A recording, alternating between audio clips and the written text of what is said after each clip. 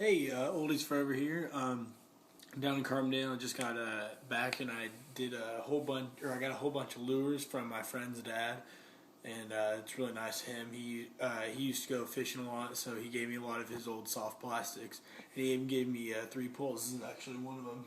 He gave me a little pistol grip. That's what this is right here. See a little pistol grip.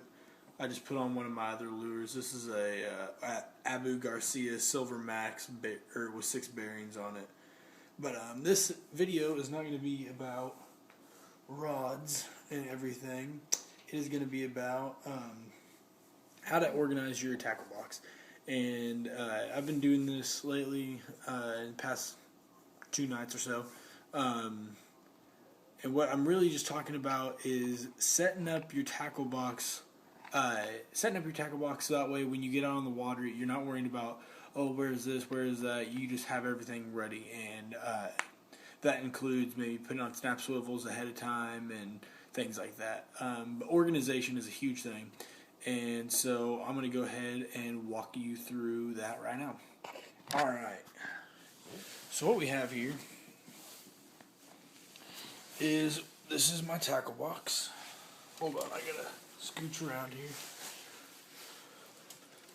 This is the top part. I got a frog in here, one spin lure, couple cranks. That's a rattle trap, and then I got extra treble hooks in the back.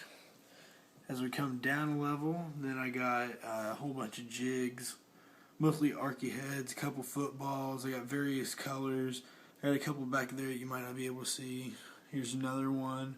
And I got them all arranged by color, not necessarily by color, like darkest to lightest or anything, but if they're the same color, or basically the same color, that's how I have them arranged.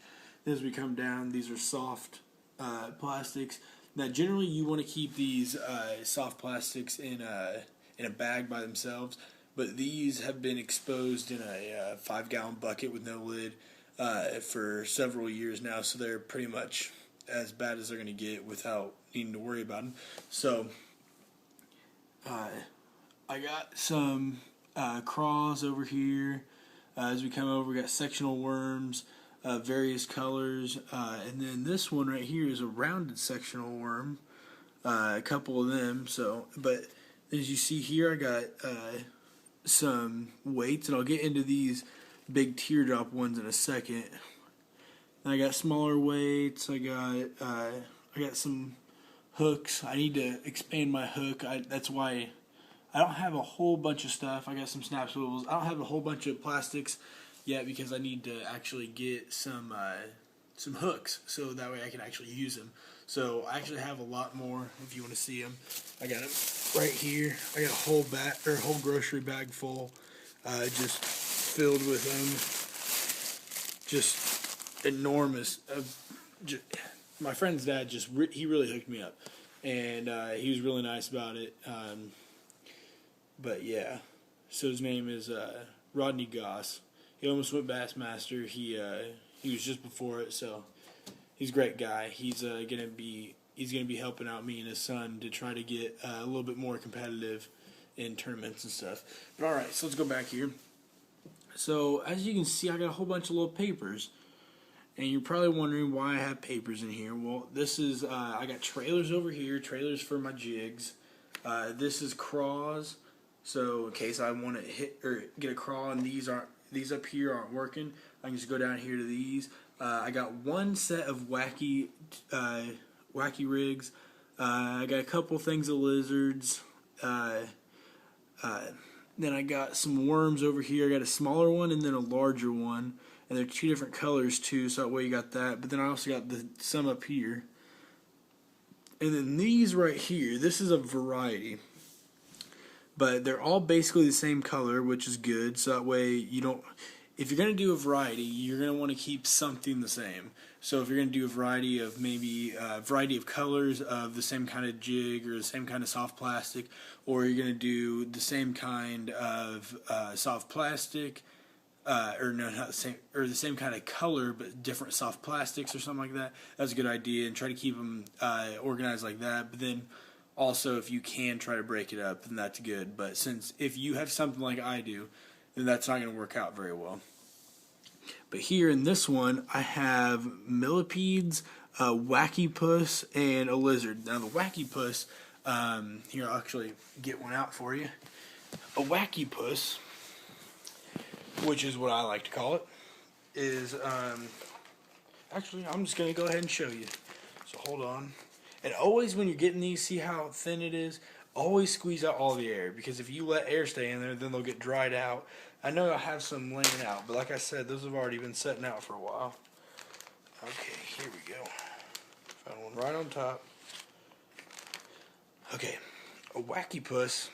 Basically what a wacky rig is something that is more like a worm-like shape that is stiffer, because when you take the hook and you hook it straight through the center, and then when you do it, you pull it in the water, it kind of jolts back like that, and then it comes back, and you just jerk it really hard, and it wiggles back and forth like that.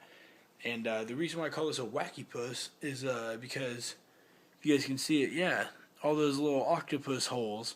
So I just called this a wacky puss, because it's an octopus. And like I said, I got a various assortment in here. I also have a jig or two in here, which I found fairly interesting that it was in here. But this is from his random assortment. I got a couple jigs in here, different sizes. But I didn't go ahead and put those on there because if I need them, I know they're in here. But in a few months I might not, so I got to probably decide about taking them out. But I got plenty of variety in here, which is basically all I'm looking for. I'm just looking for a variety of different colors and things. And since it's so early in the season, or early in spring, then I don't got to worry that much about a variety of sizes. Now, yeah, I do have some longer sectional worms. I got a couple longer worms in here. That wacky tube is going to be more of a summer and fall kind of bait. But overall, these are mostly small. That's what you want to keep it. The colder, or as it's cold in the beginning of bass fishing season or beginning of the year, you start out small. You get bigger and bigger as you get into summer, and then as fall comes back around, then you might want to start going back to a little bit smaller. But don't go too small too quick, because then you're just going to be catching crappie or something, and you're not going to want to do that. But I'm expanding my jig, as you can see my jig selection. But I got a frog attached to that pole that I showed you earlier, and I got a frog up here, and I need to get some more of those and some more cranks. And I think I should be about set for a little while. But other than that, that is the best idea. And if you can find a way to do something like I did with the paper, which paper is just fine. I would suggest construction paper or something like that.